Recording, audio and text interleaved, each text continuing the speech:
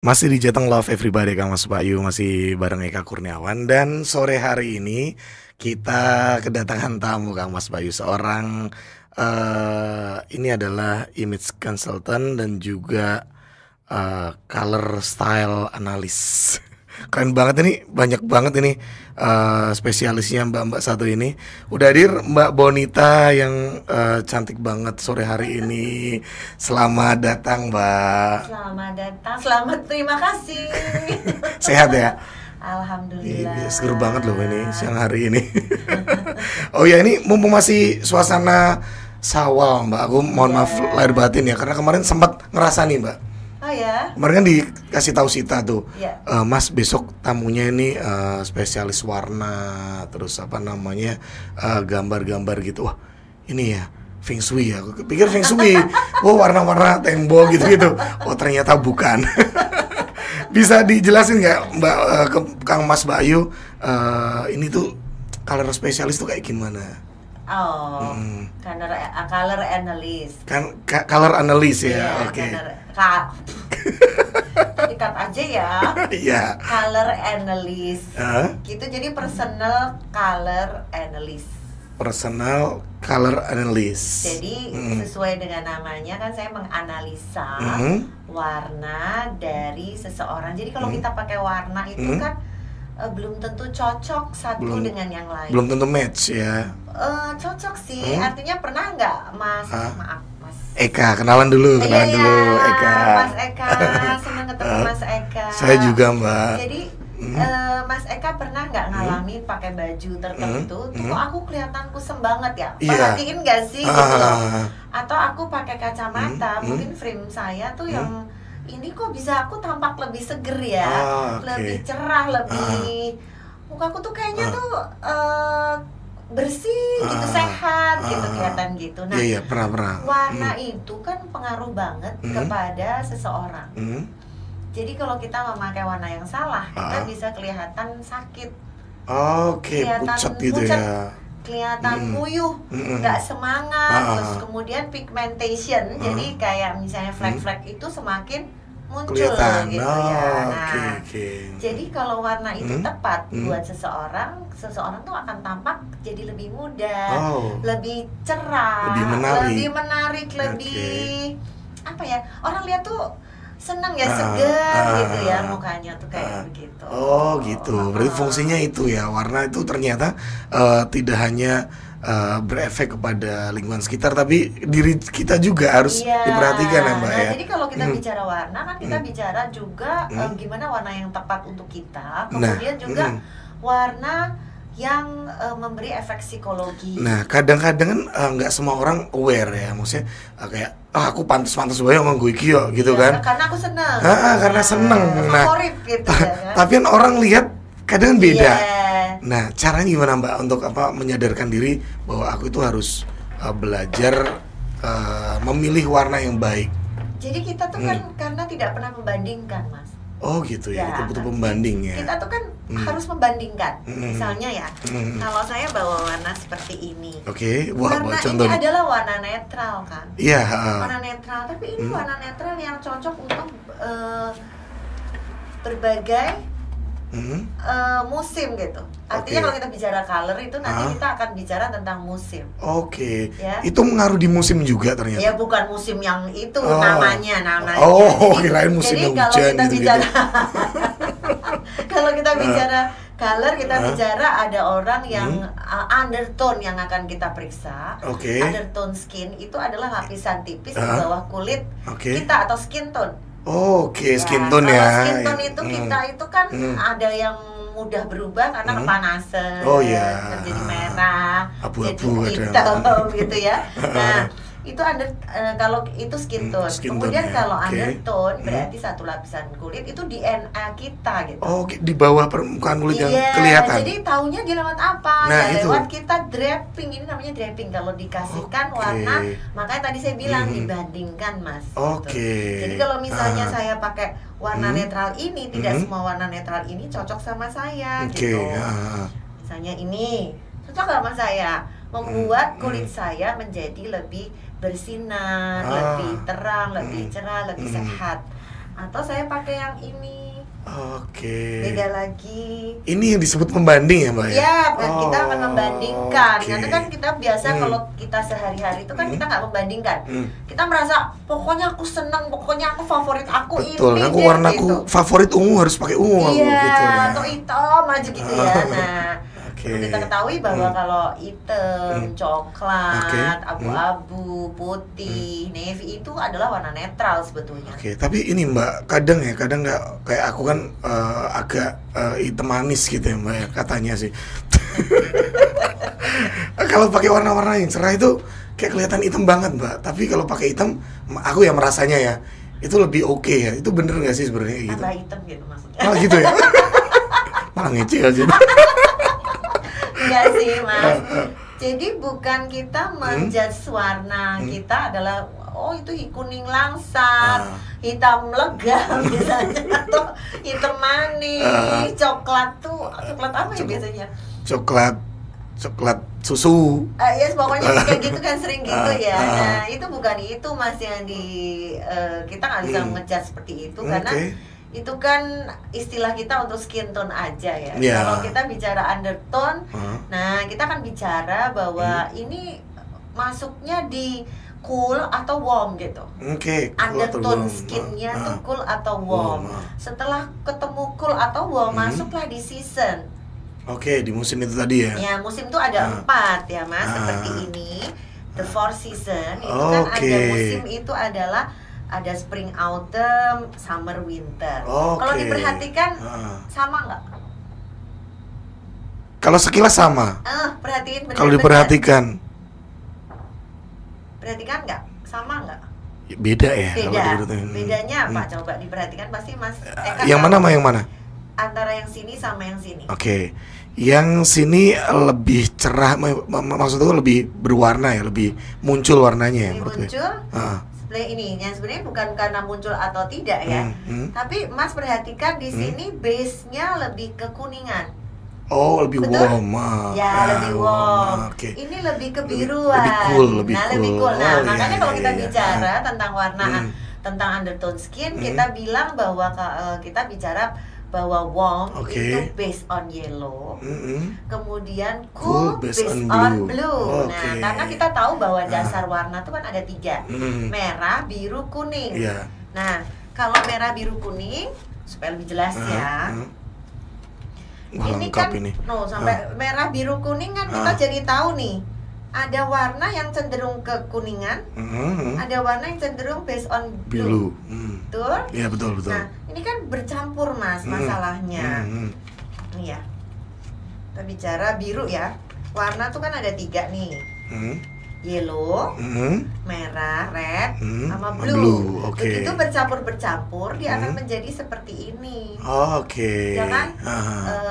Primer, secondary, tertiary color gitu. Nah, jadi mana yang masuk kepada warm, mana yang masuk kepada cool. Kemudian kalau warm tuh ada 2 season, yaitu spring sama autumn. Kemudian kalau cool masuk 2 season, yaitu summer dan winter. Gitu ya. Sekarang lebih jelas ya. Lebih masuk lah. Nggak bisa mengatakan hitam legam, coklat susu. Tapi kita akan bicara tentang cool or warm. Kita bisa menentukan cool atau warmnya itu setelah kita udah tahu ini ya, namanya drapingnya tadi. Draping pakai kain, bukan ini kainnya nanti akan muncul kain-kain yang dibedakan antara pink dan warm, dan akhirnya pink, orange gitu ya. Nanti akan ketemu inilah cool Mas. Apa itu? Nih, ini warm atau cool? Yang mana? Nih, itu. Ini warm lah. Ini warm. Nah, ini adalah cool. Tapi hasil dari draping dulu, perbandingan gitu. Kalau kita udah misalnya udah paham gini, kita otomatis nggak sih? Otomatis apa? Bisa langsung menyesuaikan apa yang kita gunakan gitu. Iya. Apa harus tetap manual gitu? Oh iya, nanti kita otomatis kan? Tapi memang harus belajar yang benar. Iya, itu nggak cepet ya. Iya, memang kenapa harus ada konsultannya. Oke, iya. Fungsinya mengarahkan untuk menunjukkan loh ini loh yang seperti ini. Sebetulnya kita tuh bisa belajar dari sini sih. Ini namanya color wheel. Ya, color wheel. Ya, color wheel ini kan bisa tahu bahwa percampuran secondary-nya yang mana, ini kan primer, kemudian secondary, kemudian tersier. Oke, siap. Itu belum nanti ini ya aksesorisnya orang yang cocok. Oh iya, nah kalau misalnya di rumah mau tahu warm or cool, kita juga boleh ngecek aja di rumah pakai aksesoris. Kita kalau kan paling semua cewek pasti punya aksesoris atau cowok pun punya aksesoris kan, atau minjem boleh ya, terus kita cocokin aja. Kita pakai yang warnanya emas, gimana ke kita gitu. Yang paling utama adalah harus dekat dengan wajah. Ya, dan kemudian kalau kita pakainya cool kayak gimana gitu, wajahnya jadi tampak pucat apa gitu ya? Tampak lebih sehat gitu. Coba Mas, kalau saya pakai ini, apakah cocok yang ini sih tadi ya? Betul banget, berarti Mas Eka udah pinter sekarang. Pemula ini. Terus di rumah nggak punya lagi pakai apa? Oh ya udah pakai warna pink sama pakai warna orange. Pink tuh punya cool, orange. Nah, terus dilihat efek warna di wajahnya kita itu seperti apa. Fleknya tambah banyak, terus kemudian garis-garis wajahnya tambah muncul, berarti itu bukan warna kita. Oke. Ini nanti harus di make up juga ya, Mbak ya? Nah, ini berguna untuk selain baju, mix and match, kemudian juga untuk make up. Untuk aksesoris. Untuk bagaimana kita styling lah diri kita. Benar. Pertama kali Mbak Bonita menekuni bidang ini jarang menurut gue. Kalau koreksi kalau salah Mbak ya. Aku belum pernah dengar loh. Maksudnya di Semarang ini ada yang namanya image consultant dan juga color stylist analyst. Itu kayaknya jarang atau nggak ada di Semarang ya. Sebetulnya sih sekarang banyak ya orang membuka kelas untuk menjadi color analysis gitu. Di Semarang tuh banyak juga color analyst gitu ya. Semarang ada juga sih. Cuman masalahnya adalah ini bagian dari sebetulnya dari image consultant. Jadi seorang image consultant itu tugasnya adalah membantu individu untuk memaksimalkan the best versionnya, menemukan the best versionnya gitu ya. The best version dari sisi apa? Ada 3 aspek yang harus dibahas. Apa aja, dari sisi ABC. ABC? Ya, apa kira-kira? E-nya adalah appearance, B-nya adalah behavior, C-nya adalah communication. Jadi kalau kita mengklaim bahwa saya adalah image consultant, ya harus menguasai ketiga-tiganya. Jadi kalau hanya di appearance, memang kita membahas appearance tuh ada appearance kan kita tuh memaksimalkan kita menemukan dan memaksimalkan the best version seseorang tuh kan harus menemukan who am I-nya jati diri lah ya. Iya, jadi kalau dari sisi appearance ya kita menemukan personal color-nya tuh apa sih gitu. Kemudian personal style-nya. Orang kan ada yang style-nya tuh klasik aja. Yang maunya ya model-model klasik gitu ya, klasik elegan 60-an gitu ya. Ya enggak juga sih, ya? tapi kan bisa di modernisasi, dimodify. Kemudian ada orang yang sukanya kan casual, Mas. Pokoknya gombrong-gombrong, aku nggak mau lah terlalu rapi gitu. Tapi ada orang yang rapi banget, ada orang yang pengennya kelihatan seksi. Bener kan? Alluring ya. Kemudian ada orang yang kelihatan bold banget gitu. Semua serba yang kelihatan gitu ya. Romantis ada lagi ya, masih banyak sih personal style itu juga harus ditemukan. Artinya seseorang ini nanti kan akan menjadi, namanya juga image consultant, bagaimana seorang ini memproyeksikan image selaras dengan tujuannya dia secara personal atau secara profesional. Kalau secara profesional, kalau kita kan perlu bertanya, ini mau tujuannya apa nih? Saya mau naik jabatan nih, saya pengen jadi leader yang kelihatan berwibawa, kemudian penuh karisma gitu kan ya. Nah itu juga kita perlu arahkan ke arah mana sih. Jadi penampilannya kita arahkan seperti apa, tahu dari bentuk tubuhnya, bentuk wajahnya. Jadi nanti kacamata bentuknya kayak apa, baju bentuknya kayak apa yang cocok buat dia. Itu dari sisi masih appearance ya. Personal groomingnya kayak apa, professional groomingnya kayak apa. Kemudian dari sisi behavior kita harus juga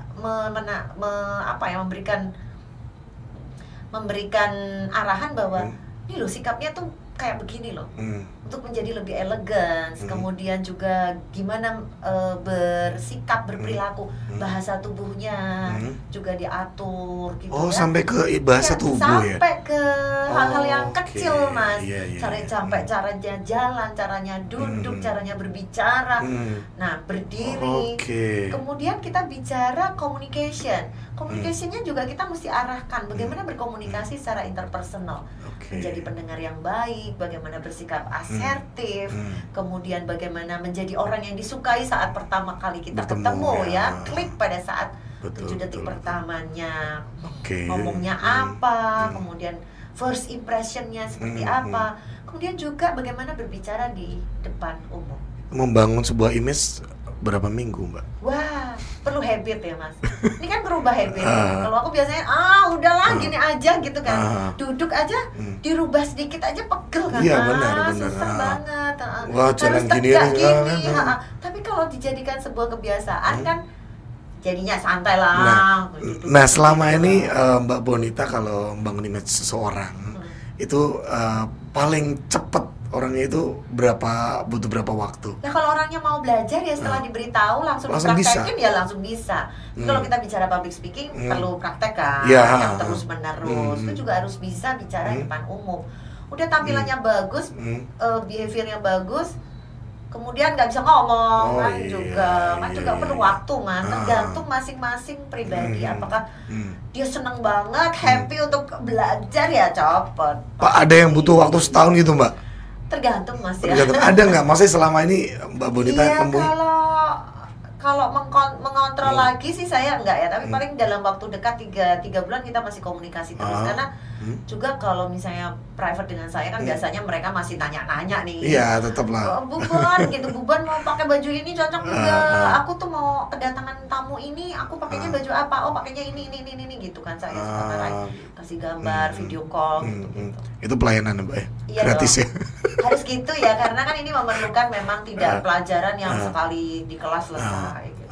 Oke, siap. Saya mau sambutannya dikasih saya kok. Kok bisa? Iya dong, ini benerin dulu nih, Bu, kayak gimana? Jadi saya ngerubah-rubah. Oh, juga sampai ke situnya, Mas. Terus kirim video ke saya sampean. Kamu praktekin dulu. Oke. Yang di bagian mana nih yang enggak benar? Sebenarnya itu Mbak Bonita basicnya apa Mbak? Saya tuh iso kabeh gitu loh. Saya tuh orang sekolah doang ya hukum, tapi saya sejak kecil, sejak SMA saya disekolahin di John Robert Powers. Saya emang disekolahin karena saya cewek satu-satunya Mas. Jadi daripada pecicilan gitu di sekolah biar rapi emang gitu ya. Dulu tomboy? Iyalah, aku naik pohon, mangga segala macam. Gigi aku juga patah Mas separuh. Karena naik pohon? Iya naik, jatuh gitu loh, patah terus didiemin sama ibuku Mas. Biarin aja nakal kalau katanya gitu. Setelah gede dengerin. Oke. Patah separuh Mas. Terus kok bisa nggak ke hukum Mbak, nggak melanjutkan? Nah saya terus udah jadi model juga. Saya nyanyi juga. Oke. Muridnya Pranajaya. Harusnya jadi penyanyi dulu ya. Terus, nah saya tuh punya pengalaman yang seperti itu dan saya suka untuk sebetulnya kalau kita bicara sekolah tuh kan ya hard skill banyakan ya. Ini kan soft skill. Mas. Saya membantu orang membangun dirinya menjadi lebih baik dan itu menyenangkan buat saya. Saya pun ngajar soft skill di Magister Manajemen Undip untuk public speaking. Dosen juga. Tapi soft skill saya. Ini bukan yang pelajaran-pelajaran. Tapi sekarang yang itu penting juga Mbak. Iya, dan kelas saya selalu penuh kok banyak. Oke, berarti basicnya itu yang malah basic hukum ya awalnya Pak ya? Saya sekolahnya hukum, itu aja sebagai kompensasi saya daripada nggak sekolah. Aduh jangan nakal ya. Kalau cita-cita dulu apa Mbak? Saya emang cita-citanya sejak SMP, saya tuh pernah baca Gadis. Majalah ya? Majalah, tuh saya lihat seorang PR hotel itu tuh luar biasa banget kayaknya. Orang masuk perhotelan zaman saya tuh masih langka banget sekolah perhotelan. Terus saya dari SMP cita-cita masuk ke SMA perhotelan karena saya cita-citanya pengen jadi seorang PR. Bayangin aja orang belum tahu tuh PR apa, aku udah tahu karena saya membaca. Jadi PR itu kan pakai blazer mahal, dulu kan kita ya anak sekolah zaman kan dulu bayang ya kalau pakai blazer kan ya mahal gitu kayaknya ya, terus merek desainer lagi katanya ya. Terus habis itu saya masuk SMA pariwisata di Jakarta, nggak masuk mas. Loh, asli Jakarta? Iya. Kira asli Semarang. Nggak lolos mas.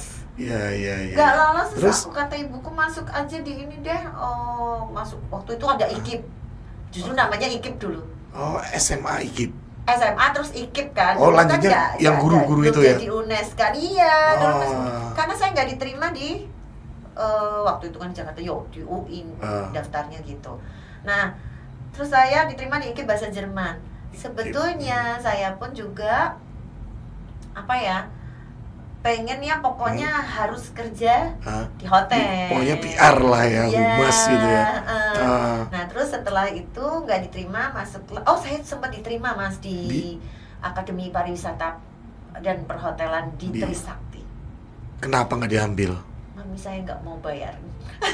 Terlalu mahal ya? Iya, zaman dulu mahal udah mas. Apalagi Trisakti ya? Iya, terus masuklah IKIP cuma bayar 30.000 dibandingkan zaman dulu bayar 800.000 mas. Gua IKIP 30.000 waktu itu. 30.000 satu semester. Ya atau piang 30.800. Tewir mas soal. Nggak ngambek mbak? Enggak, tapi saya jalaninnya asal masuk kan jurusan yang saya masukin tuh sembarangan gitu. Bahasa Jerman tuh tadi ya? Padahal di SMA tuh saya nggak diajarin bahasa Jerman mas. Waktu pertemuan aja udah keringat dingin semua itu, saya. Jerman aja udah aneh loh. Inggris kan biasanya Inggris gitu kan. Nggak modern saya sama sekali. Terus akhirnya dalam perjalanannya saya jadi nggak nyaman ya gitu. Kenapa? Karena kok yang lain bisa kok aku nggak bisa gitu ya. Udah masuk ke institut segala macam. Akhirnya saya di semester pertama saya drop mas. Cabut, terus saya belajar untuk masuk bimbingan untuk masuk universitas. Saya pilih Semarang. Masuklah di Undip Fakultas Hukum. Oh iya. Sebagai bakti saya pada orang tua, jadi saya lulusan sarjana loh.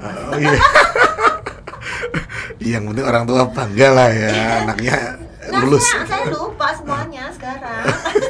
Gak apa-apa. Saya malah pinter untuk yang begini nih.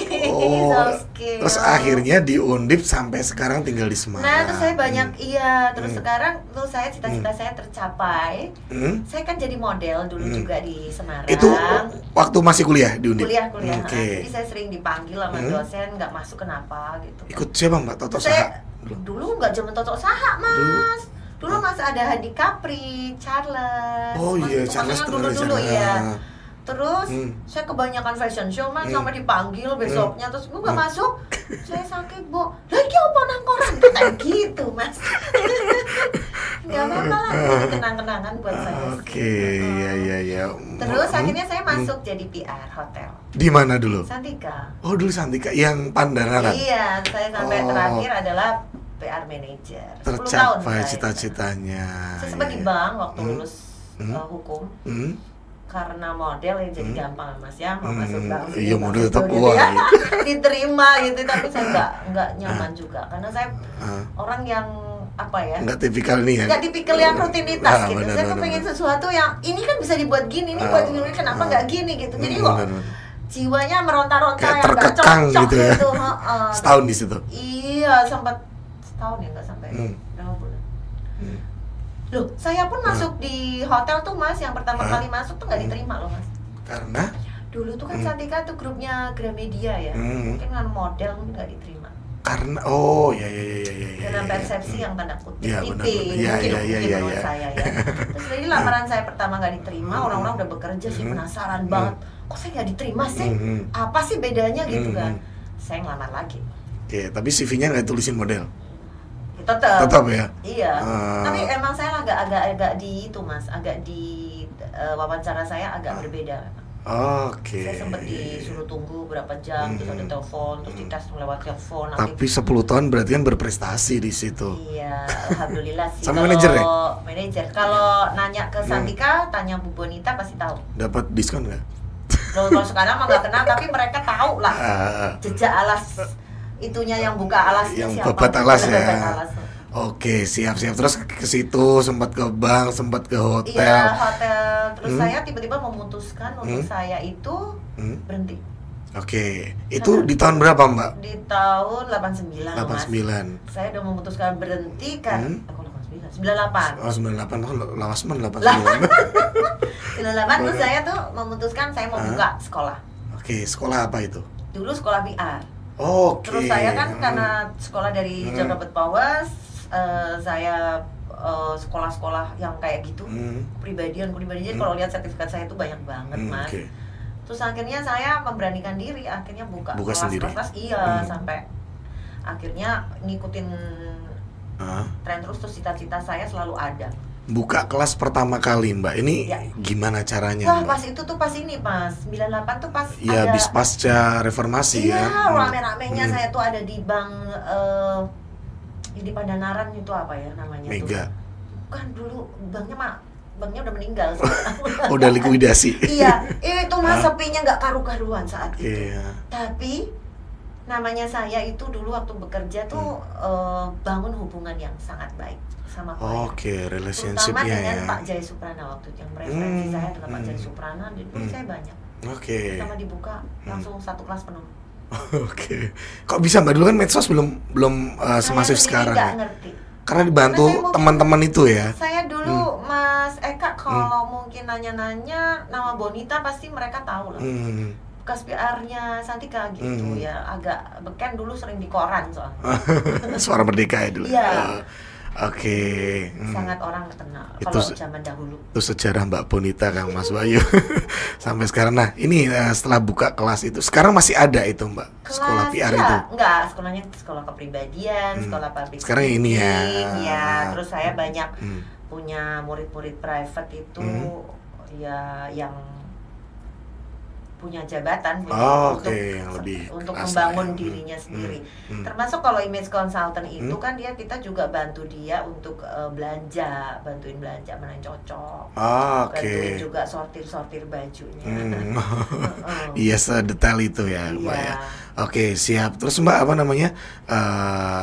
Ini ya, sejak tahun berapa tadi kan 98 udah buka sekolah. Iya. Terus yang menjadi image consultant ini tadi loh. Image consultant tahun 2018. Itu idenya dari mana? Emang aku cita-citanya orang tuh harus punya keinginan terus ya untuk supaya termotivasi kan. Jadi setelah itu ini mau apa ya saya gitu. Terus saya itu kan banyak scroll, banyak baca, banyak ini akhirnya. Berarti cita-cita itu nggak berhenti setelah tercapai? Enggak berhenti. Saya juga sekarang cita-citanya mungkin ada lagi. Ya makanya prinsipnya tuh jangan pernah puas pada satu titik gitu loh. Oke. Selama kita masih diberi kehidupan kan kita masih boleh mencapai apa aja kan. Jangan juga mengatakan juga itu nanti dikira orang ambisius nggak sih Mbak kayak gitu? Terserah, itu persepsi. Persepsi orang melihat kan kita nggak bisa ngarahin apa-apa. Iya, bener, yang penting kan di luar kuasa kita ya. Iya, yang penting kan kita bahwa kita pengen mencapai sesuatu tuh kan perlu untuk motivasi hidup kan. Betul. Maksudnya kita udah punya usia, kalau nggak punya cita-cita kan besok mehopo kita kan nggak ngerti malah menanti sebuah kematian. Oh iya, malah iman-iman ya Mbak ya. Yang penting bermanfaat ya. Nah, hidup kita tuh bermanfaat. Oke, berarti tadi image consultant-nya sejak tahun 2018 ya. Iya, 2018. Itu udah Covid belum ya? Sebelum Covid ya? Sebelum Covid ya. Nah, delalah tuh sebelum Covid tuh. Saya udah belajar. Nah, itu keidean dari mana Mbak? Nah, itu kan saya lihat-lihat di Indonesia nggak ada saat itu. Nah iya, makanya kan jarang kan. Makanya karena saya membaca, banyak membaca itu makanya penting banget. Tusit banyak membaca. Jadi banyak informasi yang kita dapat gitu. Oh ini cocok banget ya, aku ini kayaknya tuh jiwanya tuh di sini gitu. Terus saya pun waktu jadi PR hotel itu juga mengisi rubrik di Cempaka untuk etiket. Sudah ngisi, sudah nulis gitu. Ya Cempaka ya, Cempaka, iya itu banget, top banget kan. Iya benar, mingguan itu dulu. Nah tuh saya ngisi setiap minggu ngisi itu. Nah sebetulnya saya tuh udah punya basic di sana gitu, udah kuat banget. Kenapa nggak diterusin gitu? Oh, nggak dikembangin juga. Ya, terus saya lihat bahwa image consultant adalah 3 hal yang dibahas. Wah, ini ya bener banget. Akhirnya melaksanakan itu juga ya, menjadi seorang image consultant adalah sebuah profesi juga buat jenengan di situ ya. Jadi kan saya juga public speaker, trainer gitu kan, saya ngajar juga. Kalau kenalan nama orang tuh Bonita sebagai apa Mbak? Apa kenalannya? Mau dibaca semua itu tadi? Kalau saya Bonita aja. Itu aja ya. Sekarang banyak kan sebagai ini Mbak. Iya. Tapi lebih suka disebut sebagai apa Mbak? Image consultant. Image consultant. Oke, siap. Ya. Ini cerita-cerita aja sih, kita pengalaman pertama menjadi image consultant itu masih ingat nggak siapa yang menjadi pasiennya, kliennya? Kalau menjadi klien mungkin saya nggak berani untuk menyebutkan, tapi gitu dia ya? adalah seorang pejabat. Oke. Dan suami istri. Iya, dia nggak di Jawa sih. Jadi menjabat sebagai orang nomor 1 di kabupatennya. Oke, berarti bupati. Oh, berarti ini ya Mbak, rata-rata klien Mbak Bonita ini dari lingkungan pejabat, pengusaha. Berarti mahal Mbak ya? Persepsi lagi kan Mas. Kalau punya duit tuh nggak mahal. Kalau nggak punya duit tuh mahal. Berarti relatif ya. Relatif. Tarif adalah relatif. Nah, kalau kelas ya Mas.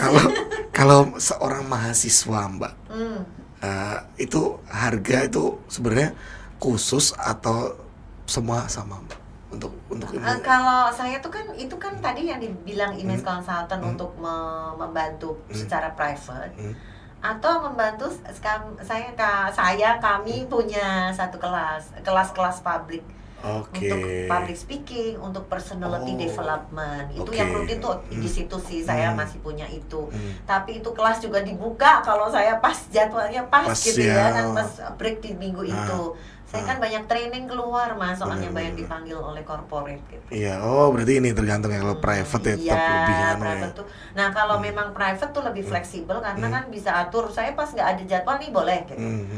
Saya punya private banyak banget Mas, maksudnya tuh dari yang punya jabatan tinggi di universitas sampai yang pejabat sampai pengusaha. Dan di Semarang rata-rata Mbak atau? Kalau yang saya harus keluar ya saya akan berhari-hari di situ, maksimal 5 hari. Gitu. Iya. Oke. Jadi pertama kali saya tuh punya customer tuh bukan 2018 ya, waktu saya yang sangat private suami istri itu justru malah di 2005 malah. 2005, berarti sebelum dong. Berangkat situ. Oke, malah itu yang pertama malah sebelum. Belum certified saya. Tapi saya certified yang lain, maksudnya tapi petil gitu. Iya banyak tapi ya. Udah bisa ngajar lah. Tapi kan saya tuh merasa nggak mantep kalau saya nggak memang sih bener nih kok ya opos sih gitu. Jadi makanya saya tuh juga masih hobi sekolah terus. Sampai sekarang? Iya, kemarin saya bulan apa ya saya kemarin? Oktober ya. Saya dari Kuala Lumpur belajar lagi. Wah, luar biasa. Style saya dari Kuala Lumpur. Aku ada capek Mbak. Capek itu juga duit, juga ini. Iya, upgrade gitu, ya Mbak ya. Upgrade. Wah, nanti tak sekolah lagi lah. Sebetulnya kalau dipikir capek, mencapai beberapa hal sih Mas. Ada duit juga mahal, terus kemudian waktu. Tapi kan ini ya sebanding kan Mbak ya, apa yang didapatkan dan kan. Saya merasa puas dengan itu. Ya. Daripada saya merasa bahwa saya mengklaim diri saya seperti ini, tapi saya nggak mampu untuk itu. Jadi kalau kita ini kan saya mengajarkan untuk orang projection image-nya. Itu kan harus yang genuine gitu. Genuine bahwa aslinya saya ya seperti itu gitu. Maksudnya jangan menjadi orang yang pengen jadi orang lain gitu. Jangan pengen jadi yang beda ya. Yes, maksudnya orang lain tuh menjadi misalnya katakan image consultant, oh ya aku menjadi pokoknya aku nggak punya modal tapi saya menjadi seperti itu kan, itu juga akan merendahkan mengurangi image saya sendiri kan gitu. Kalau ditanamkan kalau kita belajar memproyeksikan image harus yang sesuai dengan kemampuan atau sesuai dengan diri kita sendiri gitu. Siap Mbak, kita ini sekarang ke situ ya, ke image lagi ya. Nih boleh nggak sih sebenarnya kita niru gaya orang? Nggak boleh. Nggak boleh ya? Setiap orang punya style sendiri kan. Kita harus cari tahu sendiri ya? Yes, makanya balik lagi pada who am I. Apa sih kemampuan saya? Apa sih yang tidak saya punya? Kalau saya pengen jadi seperti orang lain, ayo belajar gitu loh. Tapi kan nggak semua orang bisa Mbak untuk tahu dia sendiri ya. Harusnya aku itu tahu. Caranya gimana Mbak? Gampangnya lah, Ya gampangnya tinggal nulis aja positif negatif dari diri saya. Potensi yang saya miliki apa sih? Potensi yang tidak saya miliki apa? Saya kepinginan jadi orang yang mana yang bisa saya kejar gitu. Kalau emang itu sesuatu yang semuanya bisa dipelajari sih Mas sebetulnya. Tapi jangan asal-asalan maksudnya gitu. Kemampuan saya tuh misalnya katakan 0 sampai 100%. Orang lain sudah punya 90%. Saya kok masih 50, berarti ngejarnya gimana dong? Saya belajar dong. Benar. Saya harus punya waktu belajar. Saya kok pengen jadi orang yang ramah seperti itu, padahal aku ini orangnya judes gitu. Kan tahu toh, dikit-dikit marah berarti harus tahu, harus menyadari bahwa itu kekurangan saya. Kan banyak orang tidak menyadari kekurangannya, itu yang menyedihkan Mas. Iya. Kadang kita butuh ini ya, apa namanya, kritikan orang juga ya. Ya, satu kritikan orang belum tentu kadang kita terima. Iya benar. Tapi yang kalau kita lihat dari diri kita sendiri itu malah lebih yang aslinya kayak gitu. Iya. Orang kadang hati nuraninya mengatakan toh Mas, iya bener juga sih. Tapi saya membela diri gitu. Betul. Sih bener gak sih? Aku kira galak ya, tapi masuk galak sih. Kalau gitu dikasih tahu orang kamu ki galak, masa? Gitu kan. Otomatis kita ngelindungin ya. Padahal mungkin juga benar. Kalau waktu yang ngomong udah 3-4 orang ya benar, tapi kita harus memahami sendiri, terima diri sendiri bahwa kekurangan saya adalah oh ya saya tuh nggak bisa ngomong. Saya mau jadi public speaker, itu kok bisa sih jadi public speaker kayak gitu? Lah kamu bisa ngomong nggak gitu? Kalau bisa ngomong, ayo di-upgrade. Nah, ayo berarti itu cocok untuk kita. Tapi kayaknya kok aku pemahaman untuk itu aja susah ya. Ya cari yang memang untuk kita sendiri apa. Gitu loh. Kalau nih Mbak, kita kalau mau bangun sebuah image ya.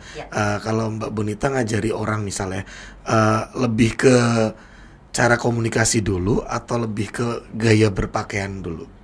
Termasuk kebutuhan dia yang pertama apa dulu? Gitu. Semua kan dibahas ya. Jadi kalau kita mau bicara ABC ya kita mulai dari A dulu. Itu kan first impression Mas. Kalau kita bicara image itu kan first impression nih. Berarti di ini ya cara. Iya, orang lihat dulu pertama kali itu lewat mata kan. Betul. Sebelum dia bicara. Betul. Berarti kan dandanin dulu deh. Paling kan kalau udah dandankan kemasannya udah bagus. Paling tidak kan kita juga kebawa ya lama-lama kayak gitu. Nah, baru bicara aja sampai diajarin gimana sih ketemu orang pertama kali, ngomongnya apa. Nah, itu kan membuat dia menjadi lebih percaya diri. Benar. Nah, setelah itu juga selain kita bicara image itu harus bicara tentang kehadiran, Mas. Kehadiran. Nah, yang jarang dibahas orang. Kehadiran. Kita tuh kan sering kalau dalam hal yang contoh yang mudah ya. Kehadiran tuh bisa pribadi secara profesional.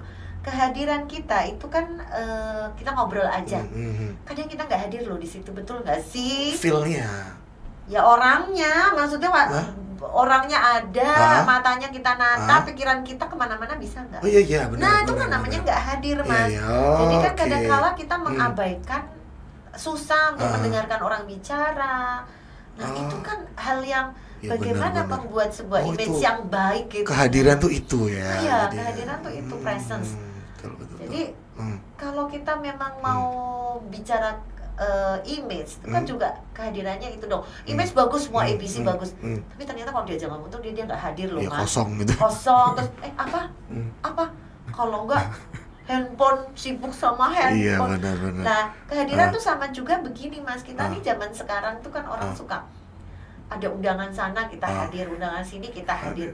Tapi pertanyaannya apakah orang di sana kehadiran kita? Kadang kan kita hadir, tapi orangnya nanya. Karena tamunya banyak ya. Kamu datang nggak? Enggak. Aku datang loh. Kok aku nggak lihat kamu? Kan berarti kan kehadiran kita tidak memberi dampak. Kesan ya, nggak berkesan. Cara biar berkesan gimana Pak? Lah, kalau di kehadiran yang banyak, misalnya dalam meeting lah.